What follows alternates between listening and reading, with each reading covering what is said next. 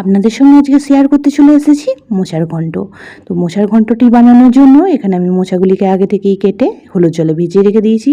তার সাথে কিছুটা পরিমাণ আলু ব্যবহার করব। তো আলুগুলিকেও ছোটো ছোটো করে গোল গোল করে কেটে খুব ভালো করে ধুয়ে নিয়েছি।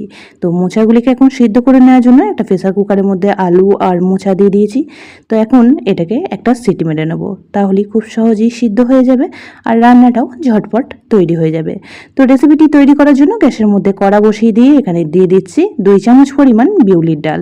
তো ডালটিকে এখন বেশ কিছুক্ষণ সময় নিয়ে শুকনো কড়াইয়ের মধ্যে নাড়াচাড়া করে নেব। তো দেখুন ডালের কালারটা চেঞ্জ হয়েছে, হালকা লালচে কালার আসলে ডালটা নামিয়ে নেব, আর নামিয়ে ঠান্ডা করে নিয়ে খুব ভালো করে ধুয়ে নিতে হবে। রেসিপিটি তৈরি করার জন্য গ্যাসের মধ্যে একটা কড়া বসিয়ে এখানে দিয়ে দিয়েছি 1 চামচ সর্ষের তেল। তেল খুব ভালো করে গরম করে নিয়ে এখানে দিয়ে দিলাম 1/2 চামচ 5 ফোড়ন, একটা শুকনো লঙ্কা আর একটা তেজপাতা 2 টুকরো করে। তো ফোড়নটিকে খুব সুন্দর করে ভেজে নিয়ে এখানে দিয়ে দিলাম 1/2 চামচ পরিমাণ আদা পেস্ট। তো আদা পেস্টটাও এখন তেলের মধ্যে বেশ সুন্দর করে ভেজে নেব, তাতে করে আদার কাঁচা গন্ধটা খুব সহজেই চলে যাবে। তো এখন বেশ কিছু গুঁড়ো মশলা এর মধ্যে অ্যাড করে দিচ্ছি। তো গুঁড়ো মশলার মধ্যে এখানে দিয়ে দিলাম ছোটো চামচের 1 চামচ জিরে গুঁড়ো, 1/2 চামচ লঙ্কার গুঁড়ো। তো ঝালটা অবশ্যই আপনাদের পরিমাণ মতন ব্যবহার করবেন। 1/2 চামচ হলুদ গুঁড়ো। তো সমস্ত মশলা এখন তেলের মধ্যে বেশ ভালো করে নাড়াচাড়া করে একটু কষিয়ে নেব, তাতে করে গুঁড়ো মশলার কাঁচা গন্ধটা চলে যাবে। যে মোচা আর আলুটা সিদ্ধ করে রেখে দিয়েছিলাম, তো সেটা খুব ভালো করে জল ঝরিয়ে নিয়েছি আর জল ঝরিয়ে দিয়ে দিলাম।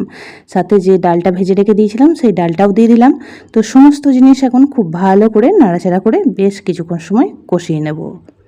তো মোচার ঘন্ট আপনারা অনেকে অনেক রকমভাবেই বানিয়ে থাকেন। তো আমি কিভাবে বানালাম সেটাই আজকে শেয়ার করলাম। তো অবশ্যই করে একটু ডালটা দেবেন, এই আর ডালটা ভাজা হয়ে যখন খাওয়ার সময় মুখে পড়ে তখন কিন্তু বেশ ভালো লাগে। চাইলে আপনারা একটু আগে বড়ি ভেজে নিয়েও ব্যবহার করতে পারেন। তো এই পর্যায়ে দিয়ে দিচ্ছি পরিমাণ মতন লবণ। তো লবণটা দিয়েও খুব ভালো করে এখন নাড়াচাড়া করে মিশিয়ে নেব।